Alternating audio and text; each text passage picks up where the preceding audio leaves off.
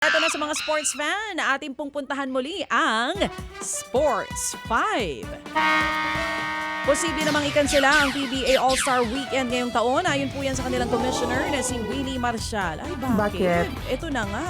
Sa Davao daw dapat gaganapin ang All-Star Weekend mula May 2 hanggang May 4. Pero dahil sa security concerns ay mukhang hindi na po ito matutuloy mga kapatid. May alternatibo sanang schedule sa Hulyo pero malabo pa rin ito dahil kaparehong buwan ng Philippine Cup Finals. Dati na rin pong nakansela ang All-Star Game ng PBA mula 2020 hanggang 2022 dahil sa pandemya. Kinumpirma naman ng PBA na hindi na matutuloy. Hindi na nga tuloy mga kapatid ang pagbili ng Star Horse Shipping Line sa prangkisa po ng Terra Firma Jeep. Ayon kay PBA Commissioner Willie Marcial, hindi raw nakakomply ang Star Horse sa ilang requirements ng liga. Kasunod po niya, nakikipag-usap na raw ang PBA sa tatlong interesadong ibang mga buyer. Dalawa raw sa mga ito ang nakapagsumiti na ng letters of intent sa opisina ng PBA. Hindi naman binanggit ni Marcial kung sino-sino ang mga ito. Kasado na rin ang dalawang mainit na bakbakan sa PBA Philippine Cup mamayang hapon. Unang maghaharapan po ang Blackwater Bossing at Northport Batang Pier ng alas 5 ng hapon. Sunod naman ang marquee match-up sa pagitan po yan ng sister teams na Barangay Ginebra San Miguel at San Miguel Beermen. Alas 7:30 naman po yan ng gabi. Gaganapin ang mga laro sa Smart Araneta Coliseum. Pero mapapanood po yan sa PBA Rush, RPTV at maging sa Pilipinas Live app.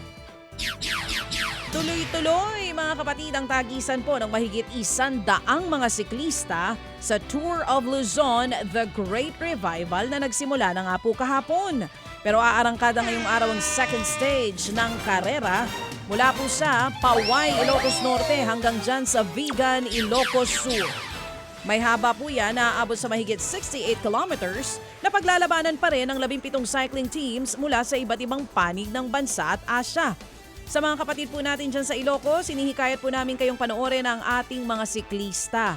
Pwede rin po kayong bumili ng Tour of Luzon merch sa kada finish line ng karera.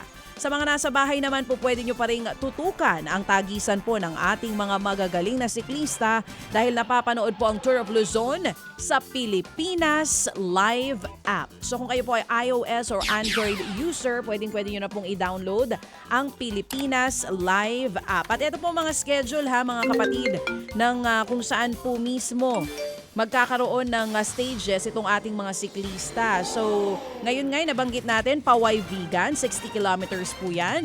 Sa 26 naman po, Vigan to San Juan, La Union. 27, Agoo, San Juan hanggang Clark sa Pampanga. Makikita nyo po sila dyan. Sa April 28, Clark hanggang Clark, U-turn po sila ng New Clark City. Sa 29 naman po ng April, Clark, Pampanga hanggang Lingayen sa Pangasinan, aabot po sila dyan. At sa April 30 naman, Lingayen, Pangasinan. At sa May 1 ang last leg mga kapatid, nagaganapin naman po sa Lingayen, Pangasinan hanggang sa Camp John Hay. Ayan po mga kapatid ang mga dapat niyong tutukan dito nga po sa pagbabalik ng Tour of Luzon, The Great Revival.